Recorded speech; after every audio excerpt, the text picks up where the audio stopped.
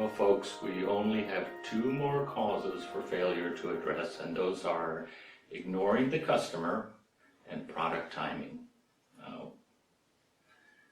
One is easier to fix than another. So 14% of the startups failed because they ignored the customer. Has that ever happened to you? It's happened to me a lot. But the simple message here is don't ignore your customer. The customer may not always know what's best for them, but you should never ignore them. And the key to understanding your customer's needs is by trying to walk in their shoes. I think that was an old American Indian saying, you don't understand a person until you walk in their shoes 10 miles.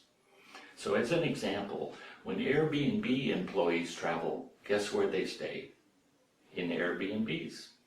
Even the founders of Airbnb have their homes listed on Airbnb. And I guess that's because they practice what they preach, and they know a lot about Airbnb customers because they do it.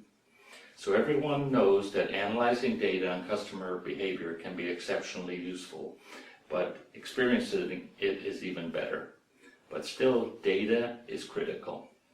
And another rather simple way to get to know your customers is by asking them smart questions, which is much harder than you imagine. And just think about it, when was the last time a company asked you a smart question? Doesn't happen to me very often. Another way is to work on the customer service desk or the hotline or the web service desk, and every startup founder should do that and do it frequently, because then they talk to customers and engage with them. This is a great way to test ideas and to learn. And you might even say that successful startups are the ones who test and learn faster than their competition. So staying in touch with the customer helps. And having the capability to learn quickly and faster than everyone else, and then adapting your strategy to what you learn, may after all be the real secret to successful startups. So now we've arrived at the 10th and the final reason for failure. Number 10 reason most startups fail is timing. 13%, it was 13% of the reasons for failure in the CB Insights research gave this reason, timing. And in Silicon Valley, I've been told there's a saying which illustrates this point really well, and the saying is, too early, too late. I hear it a lot. What this means is that startup founders have a great idea, but if the market isn't ready for that idea, they won't get anywhere. And this is because often they're too early, and frequently they're too late. According to Bill Gross, who's in Silicon Valley and has been involved in many startups, he's the CEO of Idea Labs, timing is mostly about luck, but other factors also come into play. So the timing can be wrong for many reasons, and we have to keep that in mind. And for example, one reason could be the economic conditions. What's the economy like? But at other times, the technology might be a barrier because people aren't willing or able to adopt that technology, or some alternative technology emerges at the same time. So economic conditions can be the reason also for that perfect timing. When Airbnb launched their online apartment rental business, the US economy was entering a deep recession.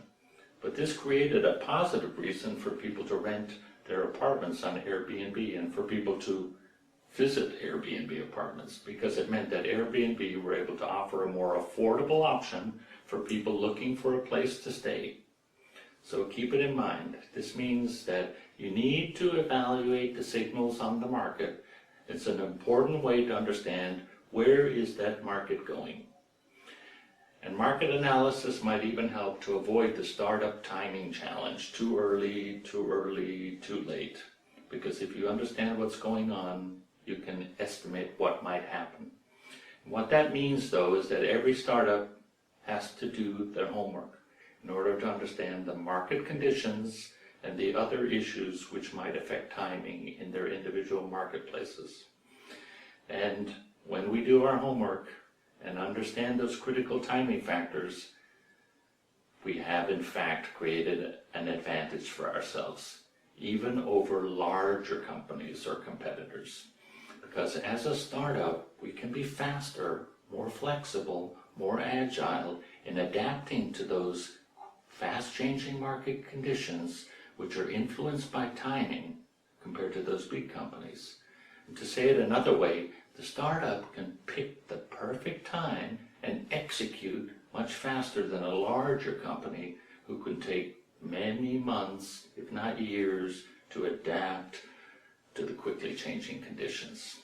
So keep in mind, too early, too late doesn't mean you have to be the reason, that has to be the reason for your failure. Especially if you do your homework. You want to be aware and sensitive to what's going on. So those were the 10 major reasons for the failure of startups. Depressing, but true, I'm afraid. But I want to end this session with some good news. So now I'll switch to saying a few words about the primary reasons for startup success. Okay? And I mentioned Bill Gross, the founder of Idea Lab, a moment ago. And Bill has studied over 200 startups because he wanted to try and determine what has been the reason for their success. And by doing that study, Bill identified 5 critical factors that determine a startup's success. 5. And by the way, you might want to take some time later to compare his success factors with the failure factors that we saw in the CB Insights research. Anyway, through the research, Bill discovered that the number one reason for success was timing. That was like in 42% of the cases, and remember he studied over 200 startups. And timing was the 10th on the list of reasons for failure. The second reason for success was the team, which represented like 32% of the cases. The idea was third in almost 30%, 28 actually of the cases, and the business model was fourth in like 1/4 of the cases. And finally, funding or money was only 14%. So that was down at the bottom of the list. That total adds up to more than 100% for those mathematicians that will be looking at it and sending me emails. Because in many cases, there were multiple causes of success or failure. So Bill found that the number one success factor was timing. And that was the 10th reason for failure in the CB Insights research. But if we look at these 2 research findings in another way, we could maybe conclude something a little bit different. That the number one reason for success or failure in a startup is determining the right time for the launch, which meets the needs of the market. And I think this last statement, determining the right time for the launch, which meets the needs of the market, that statement is a great way to end this session because it really says it all. But, as Steve Jobs used to always do in his presentations, one final thing, okay? Please remember, if and when you make the should I leap decision, that ideas are cheap, execution is dear.